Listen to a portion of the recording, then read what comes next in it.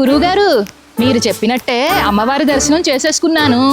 మీరు చెప్పారు కదా, అపారమైన సంపద కలగాలంటే అమ్మవారి గుడి దగ్గర నుంచి 20 కిలోమీటర్లు పశ్చిమానికి నడవమని. కష్టపడి 20 కిలోమీటర్లు పశ్చిమానికి ఇప్పుడే నడిచి వచ్చాను గురువుగారు. ఏంటి, ఇంకా ముందుకు వెళ్ళమంటారా? అది కాదు గురువుగారు, ముందుకు వెళ్ళాలంటే అది దారి. ఏంటి, ఏమొచ్చినా దాటుకొని వెళ్ళిపోవాలా? అది కాదు గురువుగారు, ఇక్కడ ముందలా కాదు గురువుగారు. అయ్యయ్యో, అపచారం, నేను మిమ్మల్ని సందేహిస్తానా? కాదు గురువుగారు, ముందు చూస్తే. అయ్యయ్యో, అది కాదు గురువుగారు. సరే గురువుగారు, మీరు ఎలా చెప్తే అలానే దాటుకొని వెళ్తాను.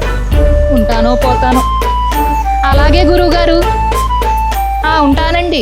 ఈ దిక్కును 10 కిలోమీటర్లు నడుచుకుంటూ వెళ్ళమంటున్నారేంటి గురువుగారు? ఇక్కడ పెద్ద వాగులాగుంది, ఆ పైన కొండలాగుంది. ఎంత చెప్పినా వినడం లేదు. నా జీవితంలో గురువుగారు ఆజ్ఞని పాటించకుండా నేను ఎప్పుడూ లేను. ఎంత చెప్పినా అర్థం చేసుకోవడం లేదు. ఈ వాగుని ఎలా దాటాలి ఇప్పుడు నేను?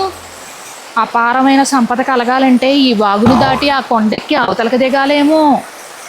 అంతే, ఎలాగైనా ఇప్పుడు ఈ వాగు దాటాలి. ఏమైనా గురువుగారు మన మంచి కోసమేగా చెప్పేది. ఇంతకాలం ఆయన చెప్పిందే తూచా తప్పకుండా పాటించాను. ఇప్పుడు పాటిస్తా, ఏముంది?